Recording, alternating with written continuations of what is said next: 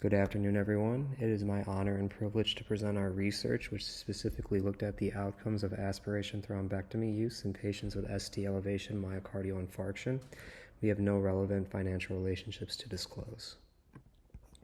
So the objective of our study was very simple. We wanted to evaluate the potential harm or benefit of aspiration thrombectomy use in patients with ST elevation myocardial infarction.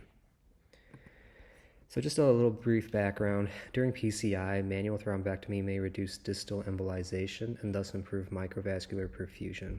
There have been a couple of small trials that have looked at thrombectomy and have suggested that it improves surrogate and clinical outcomes, but in the total trial, patients with ST elevation myocardial infarction who underwent primary PCI with routine manual thrombectomy, when compared to PCI alone, they found that there was no significant reduction in cardiovascular death, recurrent MI, shock, or NYHA class 4 heart failure within 180 days, but it was associated with an increased risk of stroke within 30 days. So our research specifically looked at the outcomes of aspiration thrombectomy in STEMI patients using data from a national population-based cohort study from January 1st, 2016 to September 30th, 2021. So the methods that we use, so again, this is a retrospective cohort study. We use hospitalizations from 2016 to 2021 using the NIS, which is a nationally representative U.S. database, and it has approximately 7 million unweighted annual discharges. So we use ICD-10 codes. Patients were stratified into two cohorts. First cohort being aspiration thrombectomy during PCI, and as well as the second cohort being PCI without thrombectomy. Patients under 18 years of age and those with significant key demographics that were missing were excluded. The final cohort comprised of 806,870 hospitalization with 117,760 undergoing thrombectomy, whereas about almost 690,000 underwent conventional PCI. So we basically used a survey-weighted logistics regression analysis by incorporating covariates into the model. And if they were significant on univariate analysis with a threshold of 0.2 or clinically relevant based on prior studies. We used adjusted odds ratios with 95% confidence intervals, and that's what was reported. And we used, in our analyses, we used performance data.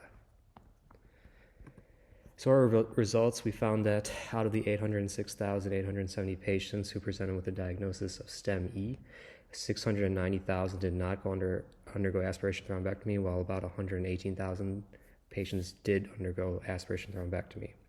Now, when we compared the aspiration thrombectomy STEMI group to the STEMI group with no aspiration thrombectomy, there were statistically significant differences in mortality, AKI, acute ischemic stroke, bleeding, and need for blood transfusions. And the adjusted odds ratio for mortality was 1.13, confidence interval 1.06 to 1.2. P-value was less than 0.001. For AKI, it was 1.12. The confidence interval 1.08 to 1.17. P-value was less than 0.001. For acute ischemic stroke, the odds ratio was 1.25, 1.12 to 1.39 confidence interval, again, p-value less than 0.01. And the adjusted odds ratio for bleeding was 1.24. Confidence interval 1.14 to 1.34, again, p-value less than 0.01. And finally, the adjusted odds ratio for blood transfusions was 1.21, confidence interval 1.1 to 1.33, p-value less than 0.001. So our data seems to be congruent with the total trial, in which we found that aspiration thrombectomy compared to conventional PCI does not reduce mortality, but actually it seems to increase the risk of stroke. Now, the increased stroke risk makes logical sense, as attempting to aspirate a thrombus can propagate small pieces of the thrombus into the forward circulation. However, the total trial used manual aspiration thrombectomy, not mechanical thrombectomy.